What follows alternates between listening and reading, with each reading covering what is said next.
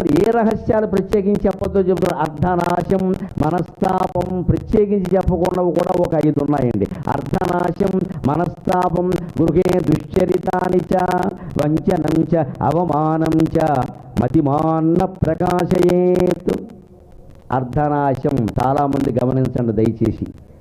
వ్యాపారంలో మీరు నష్టపోయారు, అత్యవసరం ఎవరికో వారికే చెప్పండి. ఇంటికి వచ్చిన వాడినల్లా కూర్చోబెట్టి ఏమయ్యా బాగున్నావంటే ఏం బాగుంటామయ్యా 10 కోట్లు పోయాయి అని సోది చెప్పొద్దండి వాడి దగ్గర. లోకు కట్టేస్తాడు, శనిముఖం అంటాడు, జాతకం బాగోలేదంటాడు, రకరకాల కామెంట్లు చేస్తాడు. మనకి ఇచ్చేవాడు కూడా అప్పివ్వడు. ఆర్థిక నష్టాన్ని ఇతరులతో చెప్పకూడదు, భార్యతో చెప్పాలి, భర్తతో చెప్పాలి, తల్లిదండ్రులతో చెప్పచ్చు. తప్పదు, తల్లిదండ్రులతో చెప్పకూడని విషయం లేదు. వాళ్ళని బాధ పెట్టే విషయం తప్పితే అన్నీ చెప్పచ్చు. ఇలాంటివి చెబితే అమ్మో నాన్నో వాళ్ళు సలహా ఇస్తారు. ఫోన్లేవో ఏదో జరిగిందమ్మా జాగ్రత్త పడండి అని వాళ్ళ దగ్గర ఏమైనా ఉంటే కొద్దిగా చదువుతారు, సలహా ఇస్తారు. అంత ఆత్మీయుల దగ్గర మాత్రమే చెప్పాలి కానీ కనపడిన వాళ్ళ దగ్గర చెప్పేయకూడదని మనకేమో బోళాతనం ఉండలేక చెప్పేస్తూ ఉంటాం బయటికి. బాగున్నావా అంటే చాలా ఒంట్లో రోగాలన్నీ చెప్పేయడం. ఇవి డాక్టర్ గారి ముందు చెప్పాలమ్మా, విడి ముందు ఎందుకు పని లేక.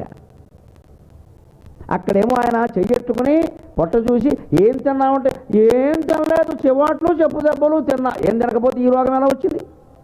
డాక్టర్ దగ్గర చెప్పం మనం. ఆయన చచ్చినట్టు తెలుసుకోవాల్సిందే 100 టెస్టులు పెట్టి. డాక్టర్ దగ్గర నిజం చెప్పాలి.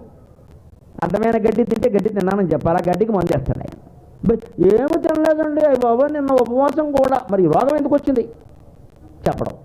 అందుకే వాళ్ళు ఏం చేస్తారు, కాలికో టెస్టు, మోకాలకో టెస్టు, మోచేకో టెస్టు, పో ఓ ₹1,00,000 టెస్టుకు పోయి.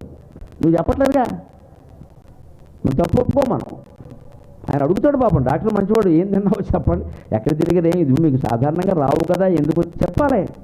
మొహమాట పడి ఆయన ఏమైనా అంటాడేమో మనం చెప్పకపోతే డాక్టర్ దగ్గర మొహమాట పెట్టి రోగాలు తగ్గాలి. ఇదే నీతి అంటే. ఎవరి దగ్గర ఎలా ఉండాలో బహిరంగ పరిస్థితి బహిరంగపరచాలి, లేని చోట చెప్పొద్దు.